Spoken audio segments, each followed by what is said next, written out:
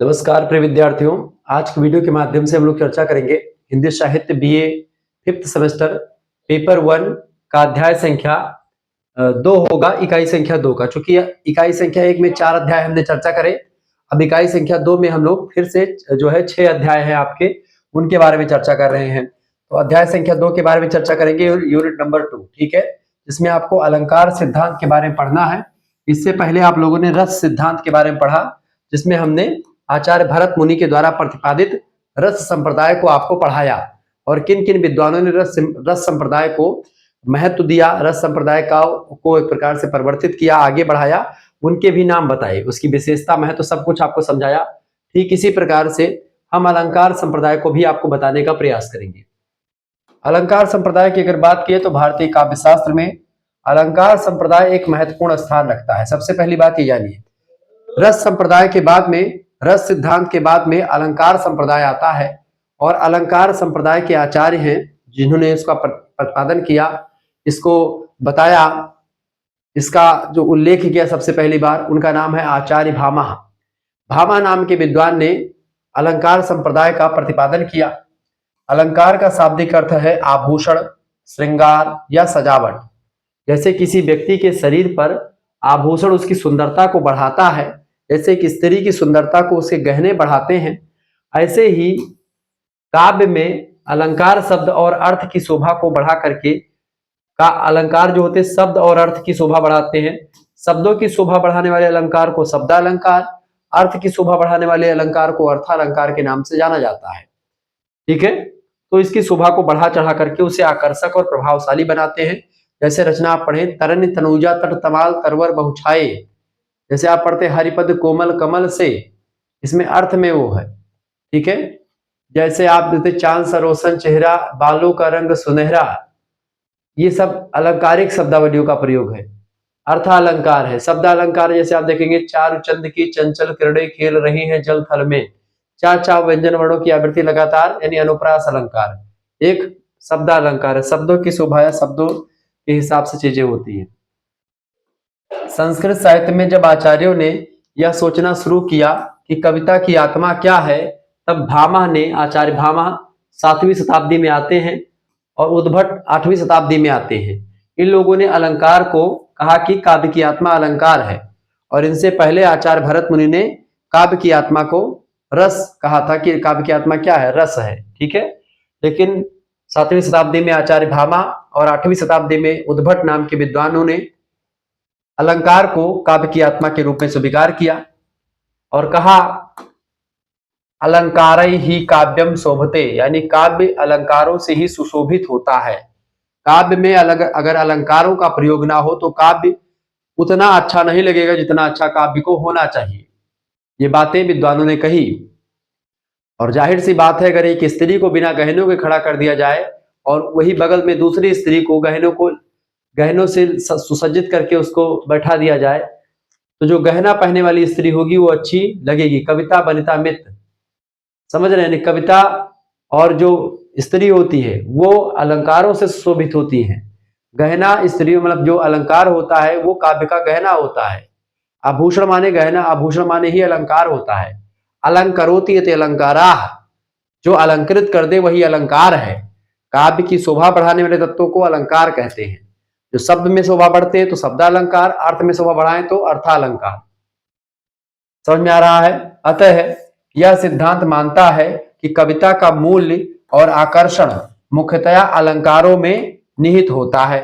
ठीक है, दूसरा अलंकार की परिभाषा कर देखें तो आचार्य भामा कहते हैं, अलंकार की परिभाषा को देते हुए क्या कहते हैं, शब्दार्थो सहितो काव्यम तयो शोभा अलंकाराः। क्या कहते हैं?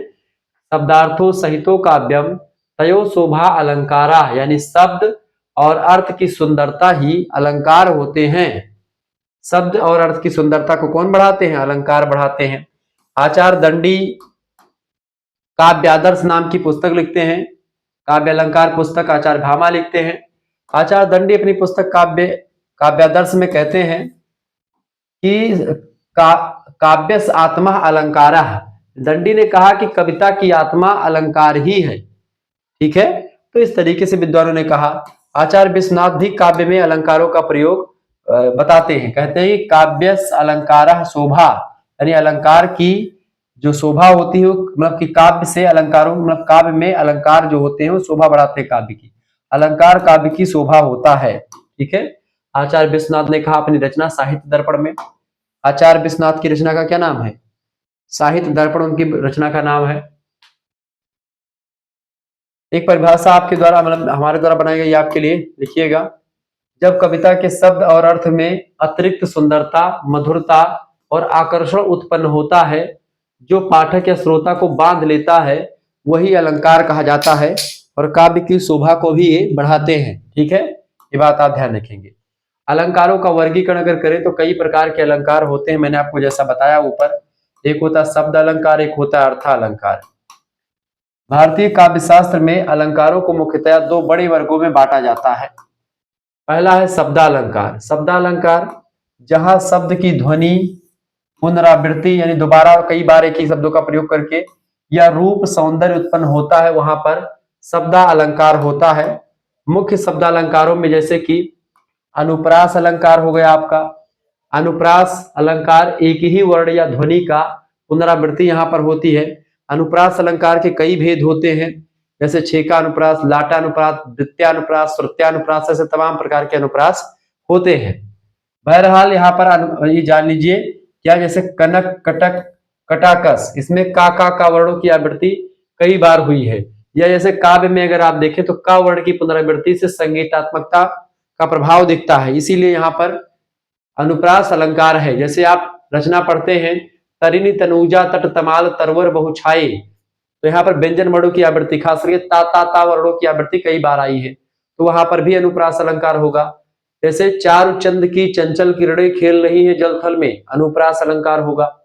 ऐसे ही आप देखेंगे चंदा चमके चमचम चिखेजो चन्ना चोर, ऐसे जो गाना है उसमें भी व्यंजन वर्णों की आवृत्ति लगातार हुई है। ठीक है। खड़क सिंह के खड़कने से खड़कती है खिड़कियां, खिड़कियों के खड़कने से खड़कता है खड़क सिंह, यहाँ पर खा वर्णों की आवृत्ति लगातार हुई है। तो इन सभी चीजों में अनुप्रास अलंकार का प्रयोग किया गया है, ये बात आप ध्यान रखिएगा। क्लियर? तो ये होगा अनुप्रास अलंकार। ये एक क्या है, एक शब्दालंकार, शब्दों की शोभा को बढ़ाता है। दूसरा अलंकार शब्दालंकार में है यमक अलंकार। यमक माने होता है जोड़ा। यमक माने क्या होता है? जोड़ा। जैसे जब कभी एक शब्द जो होता है, एक ही शब्द दो बार इकट्ठा आ जाए, योजक चिन्ह के साथ आ जाए, जैसे कि एक ही शब्द की पुनरावृत्ति हो परंतु अर्थ अलग अलग हो। उदाहरण के लिए से राम राम, राम राम का सब जग जानी, यहाँ पर पहला राम जो है ये भगवान का नाम है, भगवान राम का, और दूसरा राम जो है इसका अर्थ यहाँ पर आश्चर्य सूचक है। जैसे कहते हैं हा राम क्या हो गया, तो यहाँ पर आश्चर्य सूचक शब्द है हे राम। एक हे राम भगवान का नाम है और एक हे राम आश्चर्य सूचक शब्द है। कोई चीज अगर गलत हो जाए, हाय राम राम राम क्या हो गया, ऐसे कहते नहीं, तो वो राम है। राम राम का सब जग जानी।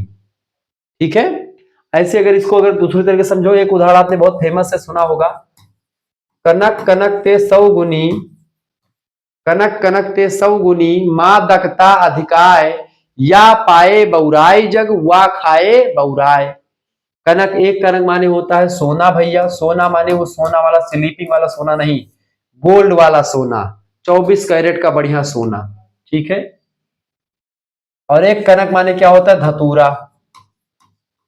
धतूरा जो भगवान भोलेनाथ को चढ़ता है और वही उसको कंट्रोल कर पाते हैं, बाकी किसी के बस की बात नहीं है। तो अगर भैया सोना बहुत ज्यादा किसी को मिल जाए तो पगला जाता है, बौरा जाता है। ठीक है। और किसी कोई व्यक्ति धतूरा खा लेता है तो बौरा जाता है, इसीलिए या पाए बौराई जग, सोना को पाने से जग बौरा जाता है, जग माने संसार, और धतूरा को खाने से संसार बौरा जाता है। धतूरा को खा लीजिए आप, कभी कभी खाइएगा मत, पगला जाओगे एकदम से। तो या पाए बौराई जग वा खाए बौराए, कनक कनक ते सौगुनी मां दक्ता अधिकाय। ठीक है। तो एक कनक माने सोना, एक माने धतूरा। तो व्यंजन वर्णों के यहाँ पर क्या है? दो शब्द है कनक कनक, यहां से गीतात्मकता उत्पन्न हुई। यहाँ पर क्या? यमक अलंकार है। यहाँ पर क्या हुआ? यहाँ पर शब्दों में एक प्रकार से यहाँ पर शब्द अलंकार है। अगला है आपका श्लेष अलंकार। श्लेष अलंकार, एक ही शब्द से अनेक अर्थ निकले। उदाहरण के रूप में जैसे राजा राम रामेश्वर। अब राम भगवान राम भी हैं और आनंद का भाव भी यहाँ पर आपको दिखाई पड़ता है। तात्पर्य है, जैसे इसका और एक उदाहरण श्लेष अलंकार का लिख लीजिएगा। रहीमन पानी राखिए बिन पानी सब सून, पानी गए न ऊबरे मोती मानुष चून। यहाँ पर तीनों पानी का अलग अलग अलग अर्थ होता है। ठीक है, एक पानी का अर्थ तो साधारण सी बात है कि पानी है। ठीक है, रहीमन पानी राखिए बिन पानी सब सून, क्योंकि बिना पानी के कुछ संभव नहीं है, तो पानी जलम जीवन में, एक तो जल हो गया पानी का अर्थ। दूसरा पानी का अर्थ क्या होगा, रहीमन पानी राखिए बिन पानी सब सून, और पानी गए न उबरे मोती मानुष चून। मोती, मानुष और चून, मनुष्य के लिए पानी जरूरी है और मोती के लिए भी एक प्रकार से पानी जरूरी है। मोती, मानुष और चून, यानी कि कहने का मतलब एक पानी होता है मनुष्य के जीवन में जो आत्मविश्वास वाला पानी होता है। एक मोती पानी जो सीप के लिए होता है, एक बूंद पानी जो होता है वो सीप पे गिर जाता है स्वाति नक्षत्र में तो वो मोती बन जाता है, तो वो उस सीप के लिए उस पानी का प्रयोग किया गया है। और एक आपका है पानी, जो आपका पानी खास करके जो आप कितने पानी में, कहते हैं कि तू कितने पानी में हो, आओ देख ली तुम्हारा कितना एक प्रकार से वैल्यू है, कितना जो है, जिसको कहते कितनी औकात है तुम्हारी, तो वो औकात कहीं तू कितने पानी में हो आज तो देख ले भाई। तो ये शब्द यहाँ पर एक पानी का अर्थ वहां पर ये हो गया है। इस तरीके से यहाँ पर तीनों पानी के अलग अलग अर्थ हैं। अगला अलंकार है अन्वय अलंकार, जहां शब्द के प्रयोग से अर्थ स्पष्ट और एकमात्र हो जाए वहां पर अन्वय अलंकार होता है। इस तरीके से शब्दालंकार है। अर्थालंकार ऐसे होते हैं जो अर्थ में शोभा उत्पन्न करते हैं। जहां अर्थ, कल्पना और भाव से सौंदर्य उत्पन्न होता है वहां पर अर्थालंकार होता है। प्रमुख अर्थालंकारों की अगर बात की जाए तो पहला अलंकार है उपमा अलंकार। उपमा अलंकार क्या होता है, इसी को अंग्रेजी में सिमिली कहते हैं। जहां एक वस्तु की तुलना दूसरे वस्तु से करी जाती हो उसको उपमा कहते हैं। जैसे हरिपद कोमल कमल से, यहाँ पर उपमा अलंकार है। जैसे उसकी आंखें कमल के समान हैं, तो यहाँ पर क्या हो गई, यहाँ पर तुलना हो गई एक, यानी कि उसकी आंखों की तुलना किससे की जा रही, कमल से की जा रही है। दूसरा अलंकार है रूपक अलंकार, इसको आप मेटाफर बोलते हैं अंग्रेजी में। ठीक है, उपमा का तीव्र रूप होता है। उपमा के बाद मतलब उपमा तो मान लेते तुलना की जाती है, लेकिन जब कहा जाता है कि भाई उपमे में उपमे की संभावना हो तो वहां पर वो अलंकार होता है। लेकिन उपमे उपमान में बदल जाता है तो यहाँ पर ये चीज, जैसे उपमा का तीव्र हो, जहां उपमे और उपमान में पूर्ण तदात्म्य हो, यानी कि उपमे उपमान एकदम से समान हो। ठीक है, उदाहरण के रूप में चांद का टुकड़ा, कहते हैं कि भाई तुम एकदम चांद के टुकड़े हो। ठीक है, तो चांद का टुकड़ा हो यानी कि चांद के टुकड़े जैसे एकदम से हो, तो वहां पर आपका रूपक अलंकार हो जाता है, यानी सुंदर चेहरा बराबर चांद एकदम डायरेक्ट। लेकिन अगर कहा था कि आपका चेहरा चांद के समान है तो वहां पर कौन सा अलंकार होता, वहां पर आपका दूसरा, यानी कि यहाँ पर आपका दूसरा अलंकार क्या होता, आपका ऊपर आपको क्या उपमा अलंकार होता। ठीक है, ऐसे उत्प्रेक्षा अलंकार मनु मानव जन जानो, इसका वो होता टाइटल। जहां पर भी देखिए मान लीजिए पोएटिक इमेजिनेशन, इसको कहते हैं कल्पना के द्वारा गुण आरोप करना। उदाहरण के रूप में जैसे चांद बादलों से छिप करके ल जाता है, तो मनु मानव जन जानो इसमें होता है। ठीक है, मनु नीलमल शैल पर आतप परो प्रभात, ये आपको उसमें है। ऐसे अतिशयोक्ति अलंकार होता है। हाइपरबोल, किसी बात को बढ़ा चढ़ा करके कहने को हाइपरबोल यानी कि अतिशयोक्ति कहते हैं। उदाहरण के रूप में वह इतना तेज दौड़ा कि हवा भी पीछे छूट गई, हवा भी पीछे छूट गई, ये हाइपरबोल है। जैसे कि अगर आसमां तक मेरे हाथ जाते तो कदमों में तेरे सितारे भी, ना तो आत्मा आसमां तक हाथ जाएंगे ना सितारे को आप पकड़ पाओगे, बहुत बड़ी बात हो गई। यक्का मारे दुई गिर जावे तीसरा खौफ खाए मर जाए, हाइपरबोल है। आपको अतिशयोक्ति अलंकार का सबसे अधिक प्रयोग आदि काल में, वीरगाथा काल में देखने को मिलता है। अगला अलंकार दृष्टांत अलंकार, जहां किसी सामान्य बात को प्रमाण सहित स्पष्ट किया जाता हो वहां पर कौन सा अलंकार होता है, दृष्टांत अलंकार। ऐसे ही आप देखते संदेह अलंकार है, भ्रांतिमान अलंकार है, तमाम प्रकार के अलंकार है। ये सब अलंकारों के प्रकार हो गए। आपको अगर हमारे साथ जुड़ना तो आप जुड़ सकते हैं हमारे ग्रुप से, हमारे व्हाट्सएप नंबर से आप जुड़ सकते हैं, जिसमें आपको पीडीएफ नोट्स मिलेगा सभी सब्जेक्ट का। 9161936062 पर एसएमएस कर दीजिएगा। मॉडल पेपर रिवीजन क्लास, महामैराथन क्लास में सभी की पीडीएफ नोट्स मिलेगी। अपना नाम एसएमएस कर दीजिएगा, अपनी यूनिवर्सिटी का नाम, ठीक है, अपने सब्जेक्ट्स के नेम, और आप किस सेमेस्टर में अपने सेमेस्टर का नाम लिख दीजिएगा। 5th सेमेस्टर में है, लिख करके भेज दीजिएगा इस नंबर पर। जैसे ही इस नंबर पर आप व्हाट्सएप पर एसएमएस करेंगे, अपना नाम, यूनिवर्सिटी का नाम, सब्जेक्ट नेम, आपके पास एक क्यूआर कोड स्कैनर भेजेंगे। इसी स्कैनर पर मात्र 100 रुपए फीस आपको जमा कर देनी है। जैसे ही आप 100 रुपए फीस जमा करेंगे, आपके पास 100 रुपए फीस जमा करने के बाद में क्या किया जाएगा, आपको व्हाट्सएप ग्रुप से जोड़ा जाएगा। वहां पर आपको लाइव क्लास की लिंक भी मिलेगी, प्लस में वीडियो लेक्चर्स मिलते रहेंगे। ठीक है, सबसे इंपॉर्टेंट बात क्या है ग्रुप में जुड़े की, इसमें आपको पीडीएफ नोट्स मिलेगा, सभी चैप्टर्स के PDF notes, unit wise PDF notes की व्यवस्था की जा रही है। सब कुछ आपको मिलेगा मात्र 100 रुपए फीस में। केवल एक सब्जेक्ट नहीं बल्कि आपके दोनों मेजर सब्जेक्ट की तैयारी और एक को करिकुलर सब्जेक्ट जिसमें आपको analytic ability and digital awareness पढ़ना है। इसका आपका लगभग में आपका 7 से 8 प्रैक्टिस सेट जो प्रीवियस ईयर क्वेश्चन पेपर है उस भी साल मिलेंगे। इसका भी प्रीवियस ईयर क्वेश्चन पेपर आपके मिलेंगे। सब कुछ यानी सब तैयारी बहुत बेहतर हो जाएगी। आप कम से कम 70% से ऊपर नंबर पाओगे अगर हमारे नोट्स से आप पढ़ते हैं, हमारी चीजों को आप देखते हैं तो आपको बड़ा ही अच्छा जो है चीजें मिलेगी। तो आप 5th सेमेस्टर में जुड़ना चाहते तो जुड़ सकते हैं। बाकी 5th सेमेस्टर और 6th सेमेस्टर दोनों का एक साथ लेना चाहते हैं गुरुजी हम, आप सोचते हैं गुरुजी 5वां और 6वां सेमेस्टर में एक साथ आप ही से पढ़े, उसके लिए हमको क्या करना होगा और कुछ छूट देंगे आपकी नहीं देंगे अगर एक साथ पढ़े तो? बिल्कुल बाबू, अगर आप 5वां सेमेस्टर 6वां सेमेस्टर हमसे डायरेक्टली पढ़ना चाहते हैं तो आपके लिए केवल 150 रुपए फीस लगेगी। ठीक है, वैसे आपकी 200 रुपए फीस खर्च होती है जब आप 5वां सेमेस्टर पढ़ेंगे, फिर 6ठे में बाद में आएंगे तो आपका 200 रुपए लगेगा, लेकिन एक साथ जुड़ेंगे तो केवल 150 रुपए में आपको जोड़ दिया जाएगा। ये बात ध्यान रखिएगा। तुरंत एसएमएस कीजिए इस नंबर पर, तुरंत हमारे से जुड़ जाइए। ठीक है, चलिए आगे बढ़ते हैं। प्रमुख आचार्यों के मत समझते हैं। आचार्य भामा क्या कहते हैं भाई? भामा ही तो अलंकार संप्रदाय के प्रणेता आचार्य है। अलंकार ही काव्य की आत्मा, ऐसा भामा कहते हैं। दंडी कहते हैं काव्य में गुण और अलंकार दोनों आवश्यक होते हैं। उद्भट कहते हैं कि उद्भट अलंकार को प्रधान मानते हैं। इस तरीके से अलग अलग विद्वानों ने अपनी अपनी बात को रखा। आचार्य बामन जो रीति संप्रदाय के प्रणेता आचार्य हैं, वो रीति को काव्य की आत्मा मानते हैं, लेकिन अलंकारों को शोभा बढ़ाने वाला तत्व मानते हैं। कहते हैं कि रीति अलंकार होता है, रीति जो है काव्य की आत्मा है। अगला जो चैप्टर है वो रीति संप्रदाय ही है, बामन के बारे में चर्चा करेंगे। बामन रीति को काव्य की आत्मा मानते हैं पर अलंकार को शोभा बढ़ाने वाले तत्व मानते हैं कि अलंकार काव्य की शोभा बढ़ाते हैं लेकिन आत्मा काव्य की रीति ही है। आनंदवर्धन जो ध्वनि संप्रदाय के प्रणेता आचार्य हैं, वो भी रस को काव्य की आत्मा मानते हैं लेकिन अलंकार को रस का साधन मानते हैं कि रस जो होता है, रस का साधन अलंकार यानी अलंकारों से भी रस की उत्पत्ति होती है, ऐसा आनंदवर्धन कहते हैं जो कि ध्वनि संप्रदाय के प्रणेता आचार्य हैं। आचार्य मम्मट कहते हैं रस को प्रधानता देते हैं, अलंकार को सहायक बताते हैं। ये बात आप ध्यान रखेंगे, रस प्रधान है लेकिन अलंकार जो है रस का सहायक है, ऐसा आचार्य मम्मट भी स्वीकार करते हैं। अलंकार सिद्धांत की विशेषताओं की अगर बात की जाए तो अलंकार सिद्धांत की कई विशेषताएं हैं, जैसे कि अलंकार काव्य को सजाते और संवारते हैं। दूसरी बात, ये भाषा में संगीतात्मकता, लय और माधुर्य को लाते हैं। इसके साथ ही साथ अलंकार जो होते हैं ये कविता को आकर्षक बनाते हैं और चमत्कार पूर्ण बनाते हैं, जिसको पढ़ने में मजा आता है। इसके अलावा अलंकार कवि की कल्पना शक्ति और मौलिकता के प्रतीक होते हैं। ठीक है, अलंकार क्या होते हैं? कवि की कल्पना शक्ति और मौलिकता के प्रतीक होते हैं।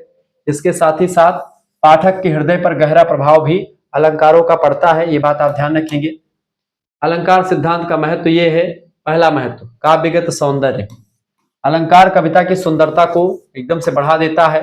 बिना अलंकारों की कविता एकदम से बेकार सी लगेगी। ठीक है, जैसे बिना कपड़ों के मनुष्य आप कह सकते हैं, बिना गहनों के स्त्री। श्रोताओं का आकर्षण, कविता को यादगार रोचक बनाने के लिए अलंकारों का प्रयोग बहुत जरूरी है।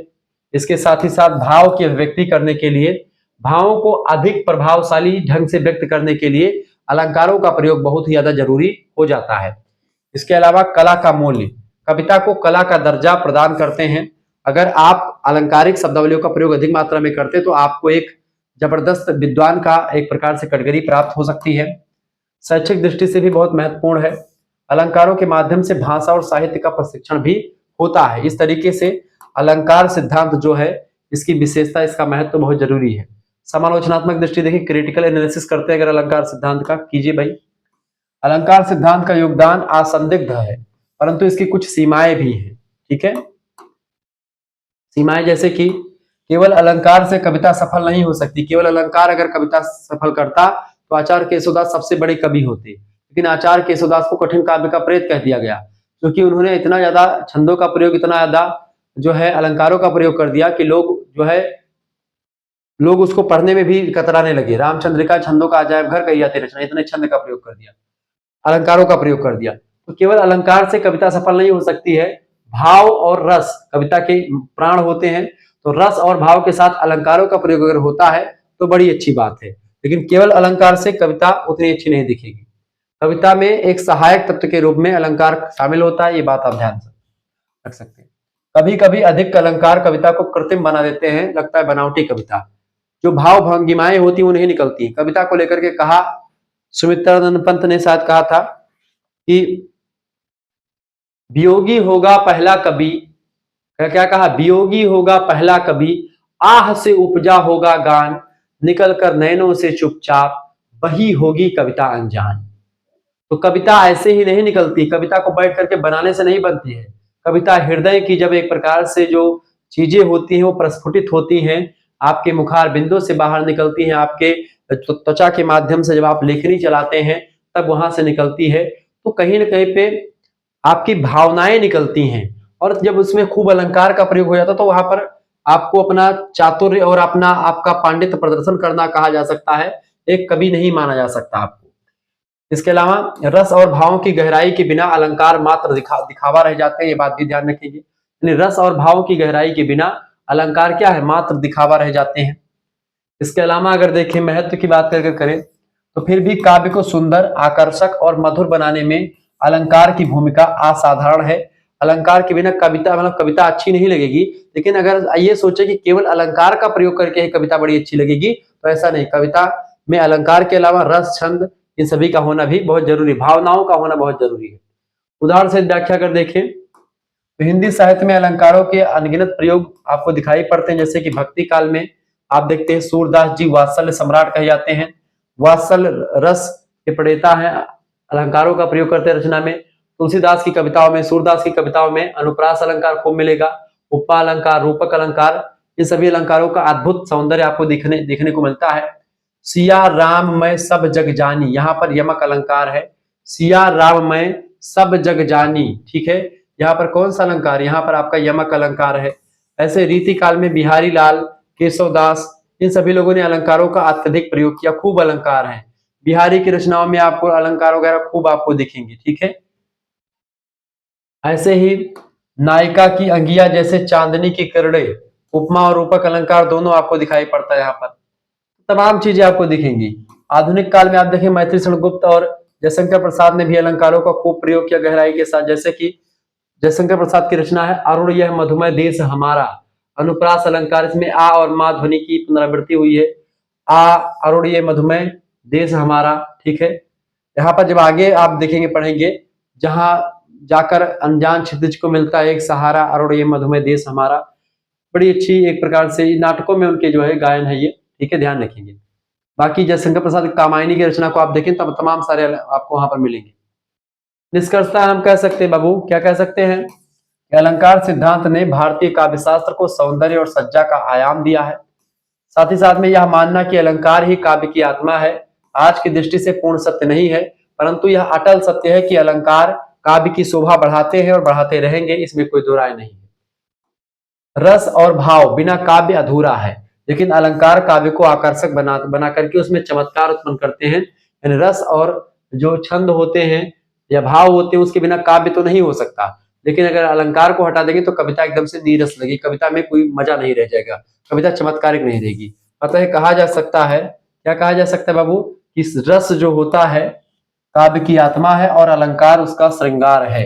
रस क्या है, काव्य की आत्मा है, और अलंकार क्या है, उस काव्य का श्रृंगार है, ठीक है। ये बात ध्यान रखेंगे। क्लियर? इस तरीके से आप लोगों ने दूसरा चैप्टर पढ़ लिया। अगली वीडियो आएगी उसमें हम लोग तीसरा चैप्टर पढ़ेंगे, जिसमें हम लोग चर्चा करेंगे रीति सिद्धांत के बारे में, बहुत ही बारीकी के साथ रीति सिद्धांत के बारे में चर्चा करेंगे, ठीक है। ये बात आप ध्यान रखेंगे। मिलते हैं फिर नेक्स्ट वीडियो में, तब तक के लिए जय हिंद, जय भारत। आप सभी का बहुत बहुत धन्यवाद। हमारे से जुड़ने के लिए इसी प्रकार से अपना प्यार हमेशा बनाए रखिएगा। बहुत बहुत धन्यवाद, ठीक है। वीडियो को शेयर कर दीजिएगा और लाइक भी कर दीजिएगा, क्योंकि इसी प्रकार से इंफॉर्मेटिव वीडियो मैं लगातार आपके लिए लाता रहता हूँ, ठीक है। चैनल को सब्सक्राइब जरूर करिएगा, क्योंकि आप लोग चैनल को सब्सक्राइब नहीं करते, सब्सक्राइबर बहुत कम बढ़ रहे हैं। प्लीज चैनल को सब्सक्राइब कीजिए सभी लोग। बहुत बहुत धन्यवाद आप सभी का।